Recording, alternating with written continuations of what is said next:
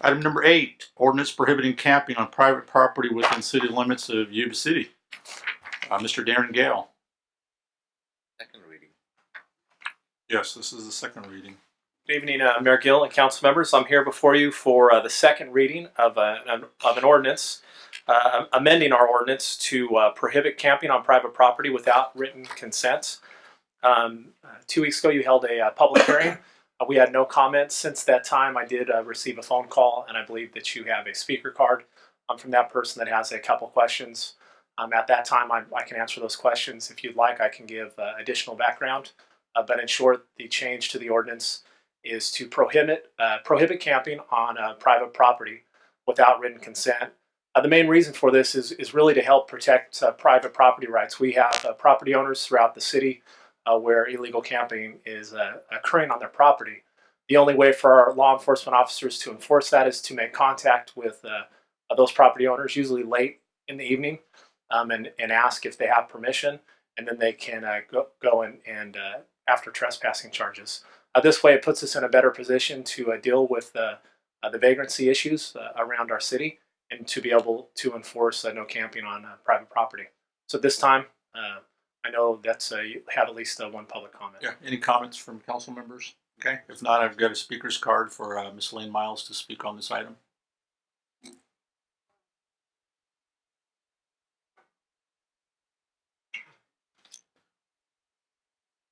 Good afternoon. Good evening.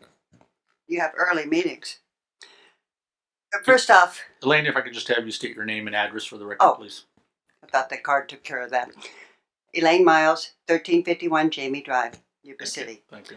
First off, your agenda says waive the second reading, and Darren just said that this is the second reading. I'm a little confused about that now, so perhaps you can clarify that. I'm very concerned about the homelessness in this community, and there's a huge population. But I'm also concerned about the vagrancy. And when I read about this particular ordinance being proposed, I did a little research. I'm also very concerned about private property rights. This ordinance gives the police a right to go and rouse someone from my property. Now, what if I were out of town and my son came home unexpectedly? Stayed on the property. As I understand it, you're going to charge a $25 fee to get the citation set aside. And yet I had the right. I don't think that's fair to the property owner. But when I checked around, Live Oak had the same kind of issue. They went to the property owners and they asked them, do you want this to happen here? And they said no. They wrote letters authorizing the Live Oak officials to arrest anyone on the property. They bought into it. And I really want you to look at that a little deeper. It's because it is a private property issue. And while you're looking at it a little bit deeper, I hear a lot of comments about how to stop them from trashing our neighborhoods and so forth. But I don't hear a lot of comments about what we're doing about eliminating homelessness. And this community is very poor at this point. So thank you for listening, and please consider. Thank you. Mr. Gale.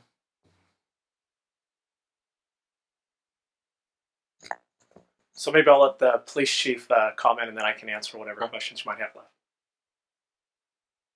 I'm not sure exactly what I'm commenting on, other than the fact that, Elaine, if I'm correct, you're saying that Live Oak has letters on file from all the. We started to do that, but there's way too many private property. There's businesses that are outside the railroad. There's businesses that don't own within the city of Yuba City, and it's too hard for us to keep doing that. So we've put the onus on them to provide the vagrants or whoever happens to be sleeping on that, camping on the private property, to provide it to the officers at night. For instance, for us, it's not just a nighttime incident. There's a place just north of, or just south of the 7-Eleven on Market Street that we don't always know who the owners of the property are, so we don't know who to contact, and that stuff's not readily available at night. So this puts the onus back on them if they're camping there, which they do often say that I have permission from the owner, and then the officers can't cite them basically because they don't know if they have permission or not. We don't have the time, the ability to research that until much after the fact, and in the meantime, we continue to get complaints about some guy that's out there in a recliner drinking beer because he's on private property out there for a couple of days at a time. So that was one of the reasons that we're not able to keep a file of everybody that a business. We're much larger than that, and it's not. We don't have that ability. Thank you. Comments? I think one of our concerns also was the $25 administration fee. Is that something that we need to have, especially if somebody has permission to be, and it's proved that they had permission after the fact, that we charge that fee? Is that something that we have to do? That the fines and fees are all set by the courts. It's if the court has to. It's the same with if you get a fix-it ticket and the fix-it ticket gets waived. It doesn't come back to the city or the police department. It goes to the court system. So it's not our ability to not charge that. If it has to go through the process, then there's a filing fee and there's a processing fee. All right, thank you. And I think, Lane, our goal here is not to infringe on property rights. And I think, you brought up like 3 different cases here because we're dealing with the homeless population on one hand. On the other hand, we're dealing on trespassing. And then I think from this council, I think working with so many of the church groups, the homeless consortium, I mean, there's programs and avenues that you're trying to do. But I know for a fact that I can count on a hand where people have camped out, and just like the chief said, it may be property rights for private property, but the owner has not given permission. I was at Walgreens the other night, really late, just the one on this side, and there were 3-4 people camped out right by the corner of the door. And you're seeing more and more of that. And at the same time, there's a place that they can go for shelter, but definitely not be sitting around in somebody else's property on businesses. So that's kind of where this whole thing started from. And even within the river bottoms itself, some of that is on private property, but you can't go out. Railroad tracks are private properties as well. And I think if we wanted to address this issue, this is kind of a start, and then we can go from there. Good, Mayor. Mm-hmm. I too am concerned about private property issues, but I'm also concerned about the sanitation issues that come in play with camping without having any type of facilities available when these individuals are out living kind of on their own for their lifestyle. If you want to have an awakening, I would recommend a walk down the old railroad right-of-way, which is private property held by Union Pacific Railroad out of Omaha, getting them to respond. Omaha will respond typically within a week to 2 weeks. I think that that's one of our issues that comes up. And currently there are probably 5 recent camps along that right-of-way just from Highway 99 to Clark Avenue in Yuba City. How do you move those individuals on without an ordinance? It's very hard to do. They pitch their tent up in the trees. And again, there are no restrooms available. I know this because I clean it up on a weekly basis back behind a property that I'm involved in right now. And it's a mess. And we have to do something. The first step is to have good common sense. Anytime we have an ordinance, I trust that our enforcement, having come from that part, has the good common sense to realize. And I think, Elaine, this may answer it. Your son shows up at your house. They ask the questions. They find out he hasn't thrown up a tent in your front yard.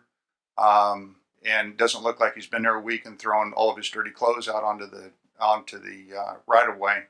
I'm sure that that's a non-issue for the police department.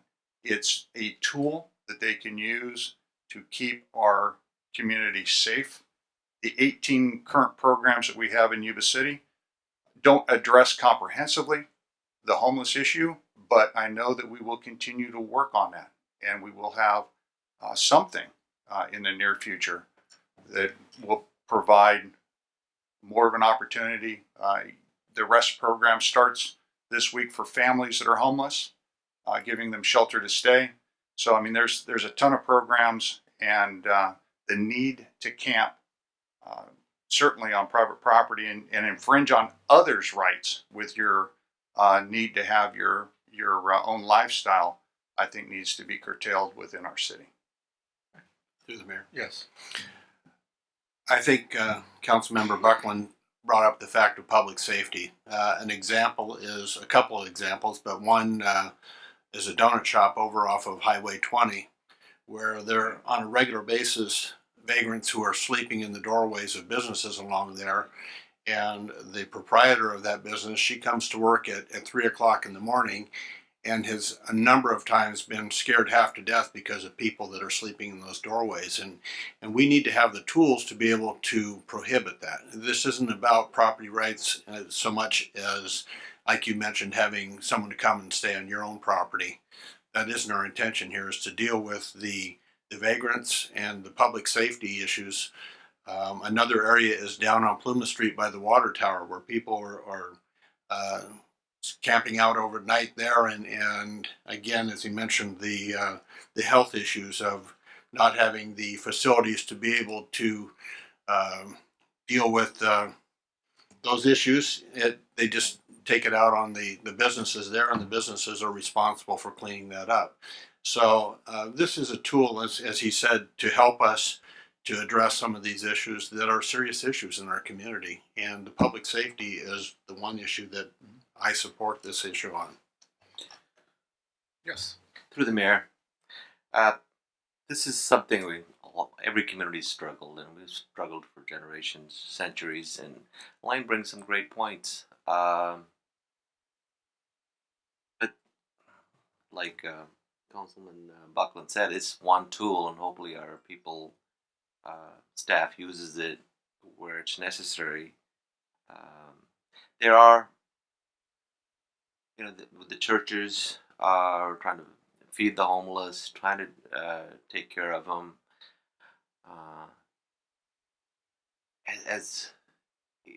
I don't think we're gonna solve it in one day.